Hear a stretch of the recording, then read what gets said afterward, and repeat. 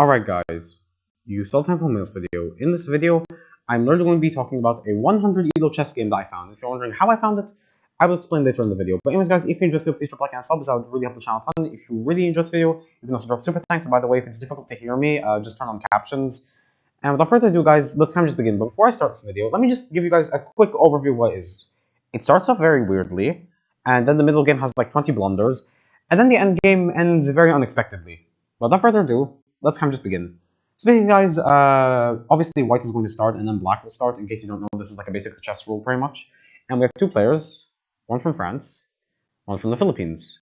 And if you're wondering, no, I did not actually play this game. Anyways guys, the way this game starts off is with pawn to b3. And I think this is something known as the Grob opening. I mean, the game doesn't say it's the Grob opening, although usually if you push like two pawns, it's the Grob opening, although this one can also counter because you can also just like get your bishop over here. That's usually the point of it. This generally isn't a good move because, yeah, they can kind of just do something like this, and then this, like, let's say you just push your pawn over here, like, let's say white just pushes the pawn over here, and, like, black pushes their e-pawn over here, then, yeah, the queen can just arrive and, like, let me just show you guys pretty much. This is what could happen. Yeah, you need to do something like this, but then you can also just put pressure on it, and then things are just going to get really bad.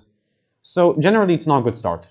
But anyways, black decides to respond with e5. So already they're getting out the queen. And then white instantly brings out the bishop.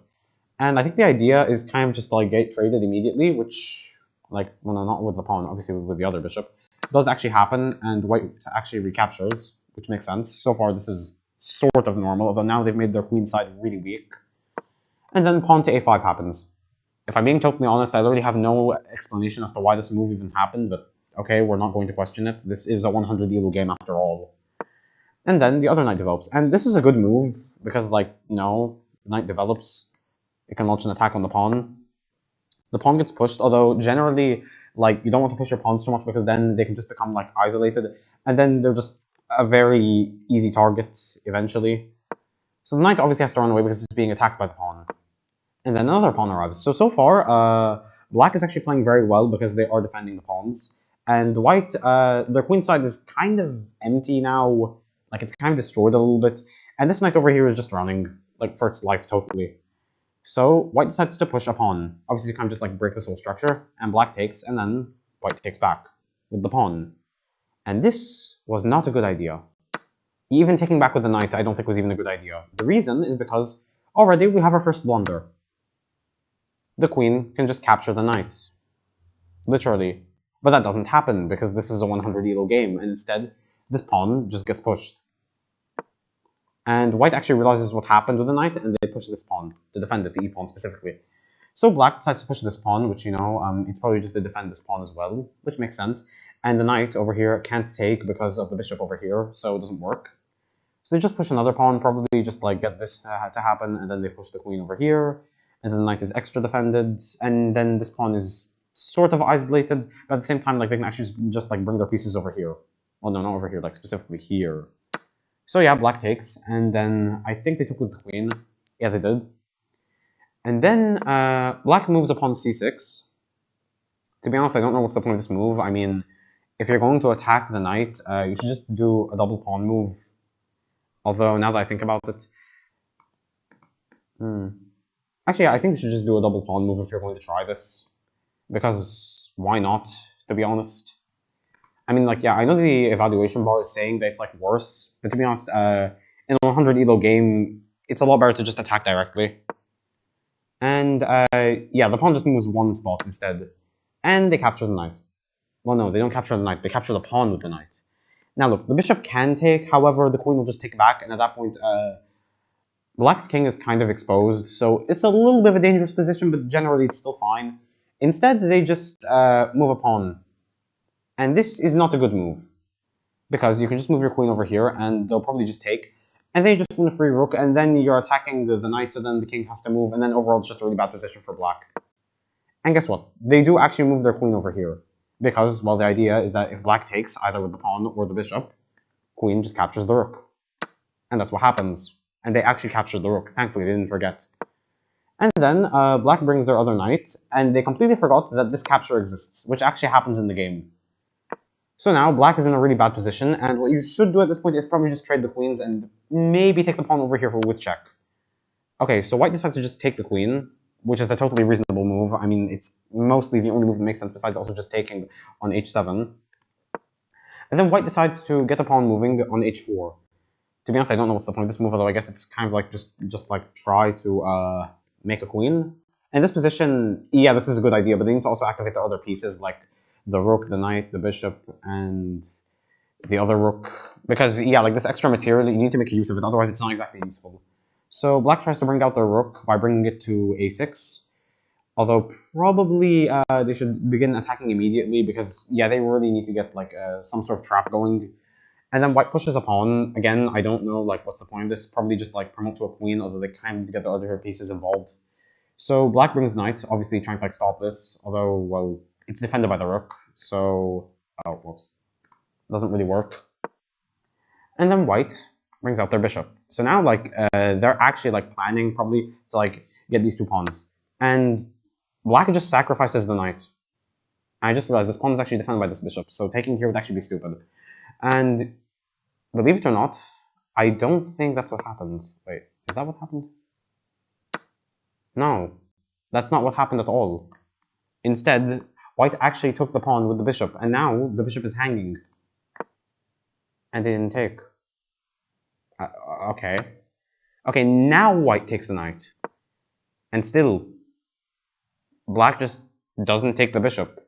Now, obviously in this position, what you should do is just take and then just capture, like force black to capture with the king. And at that point, you can just get like the other rook involved, and now even mate is on the board. It's like, yeah, now you can like get everything involved potentially. Like you can also like bring the knight, and yeah, overall it's just going to be a really bad position for black. But anyways, what happens is that the rook takes the pawn, and now the bishop isn't defended. And still, black did not notice that the bishop wasn't defended. And now it's mate in 15, officially. Checkmate is literally on the board now. So they just push another pawn, and now their entire checkmate advantage is totally gone. And the reason is because they sacrificed the rook. And I think this is a pretty obvious attack for anyone above 500 ELO, but I don't think white sees this. And just attacks, and now the game is literally a draw because, well, this is what happens, and yes, this actually happens in the game. And the white king is forced to move, and yeah, the rook gets captured. And now black is actually winning by 4 points because they can probably just go over here and then threaten the knight. And yeah, the knight is just gone, like almost guaranteed. I mean, the only place the knight can go is here. And then even then they can like be attacked by here, and then they go over here and then just bring the king. And eventually the knight is going to die. And like you can just trade the bishops as well. So overall, yeah, the knight is going to die eventually pretty much. And yeah, they decide to trade finally. Well, technically this isn't really a trade anymore because the other piece that was supposed to be protecting white's bishop is gone, the rook. And they're still trying to promote. And guess what? They can actually promote now. But they didn't. I don't know why. They just didn't. And now they took a pawn. And now look, they can literally just promote right now. And they actually promote. And they capture a pawn. So far now, we've seen the game just go from like a very weird opening to a bunch of blunders to white literally just losing both of their rooks and also a bishop, just a one random rook when it was easily preventable, to checkmate literally being on the board, to now a queen that could have been very easily stopped just popping out of nowhere. So yeah, the game is already chaos, and I mean, it's a 100-rated game, so what are you expecting? And instead, black just decides to take another pawn. Now, usually in this situation, you should just give a check, like, this basically just wins the bishop, pretty much. Like, queen to d5, it wins the bishop because, well, they can't exactly defend it. And like, if they go over here, for example, like with this, you can literally just go queen to c4, gang the rook, and where the king would be, theoretically, if this were to happen. But instead, we have queen takes on c5, which is still a good move, because, you know, it attacks the rook as well, so it's not bad. And the rook just moves. And now, you can literally just win, like guaranteed. You can just play queen to b4, the king has to move, you capture the rook, and at that point you're just done for. Or you can still just capture the bishop, like, even if. And yeah, that's what happens. Instead of capturing the rook, they capture the bishop. But I mean, like, the bishop capture is completely obvious, but the rook capture, I mean, In a 100 rated game, realistically, we're not going to find something like this. We'll probably find this in a, like, at least like a 400 rated game, or maybe a 300 rated game. And the king runs. And then white's king also runs, probably to promote another queen. And then the rook comes. And then white snatches the last pawn. And now in this situation, probably what you could do is probably just like just laser beam the black king, like just go over here and then just laser beam. And then if they go like here or here, you just capture the rook with the queen, and then they're forced to take back either way, and then you just promote these pawns to becoming a queen on these squares, pretty much. Yeah, that's usually what you should do. Instead, the rook goes over here, and now officially mate is on the board again. You can literally just go right here, it's a fork, and there's nothing black can do about it. But obviously that doesn't happen. Instead, pawn to f4 is played. And the rook comes over here trying to like destroy this pawn. The pawn is still pushed. White loses a pawn with check.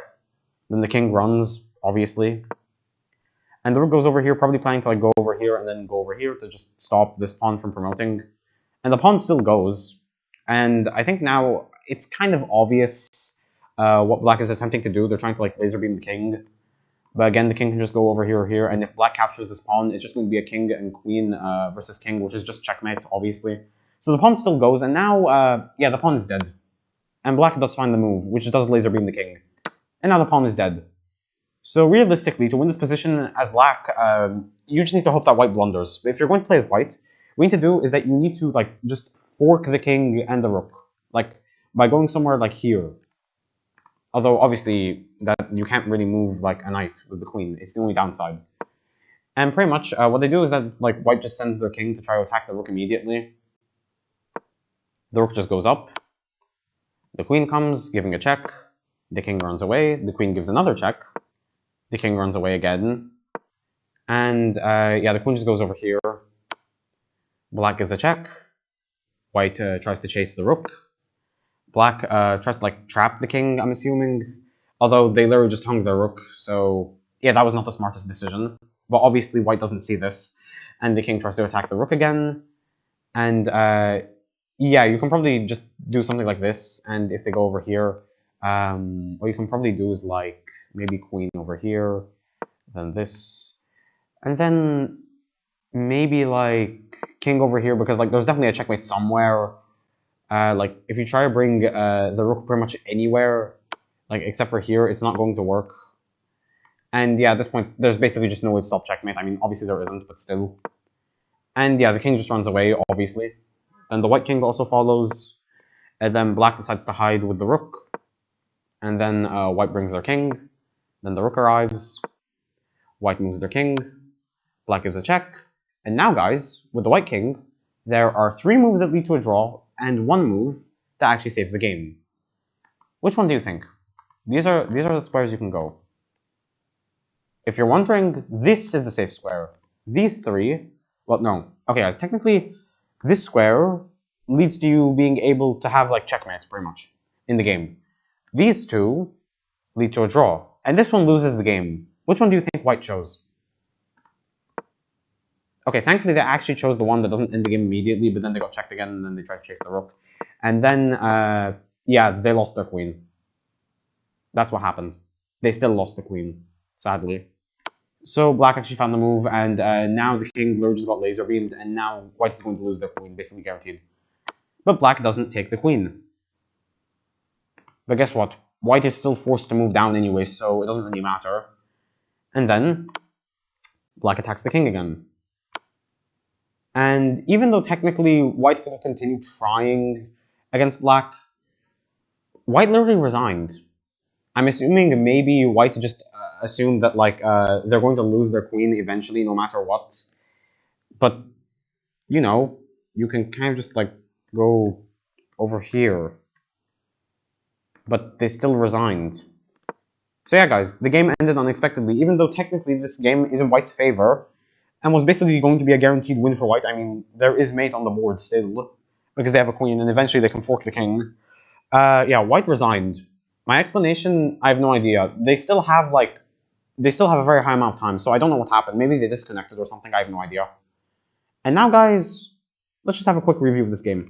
how did we go from a very weird opening with very weird trades to a knight just getting totally attacked to a totally broken queen side with a knight just being totally lost, and then black doesn't find the move, and the white defends the knight, and then a pawn comes to reinforce the whole thing, and then white may have some ideas, and then the queen captures, and yeah, generally the game just became a total mess, because like a lot of simple traps both sides fell for, and a lot of simple captures they didn't do, both sides. But to be fair, this is a 100 rated game, so it's basically the lowest rank of a chess game that there can possibly be. There's 100 to 3,000 ELO games, and I think, actually, no, like 2,800. 100 ELO is literally the lowest possible. So, yeah, and trust me, guys, I've seen far worse 100 ELO games than this one, because this one actually had some strategy to it, but, like, I was not expecting the game to end in a resignation, if I'm being totally honest. If you're wondering, guys, how I found this game, it's because... let me just go back. The way I found out about this game was I actually played against the player playing from France one time. And I decided to see their games, and the game I played with them, I might make a video on it because it was kind of chaotic, but it was also so short that it might be better just to be like a YouTube short. Although comment down below if you want me to make a video on that. And yeah, guys, that's the whole video. If you enjoyed it, please drop a like and a sub, I'd really love the channel a ton. If you really enjoyed this video, you can also drop super thanks. By the way, guys, if you know any other interesting chess games, please comment them down below, and I'll be sure to cover them. Without further ado, I will see you all in the next video. Goodbye. Bye, guys.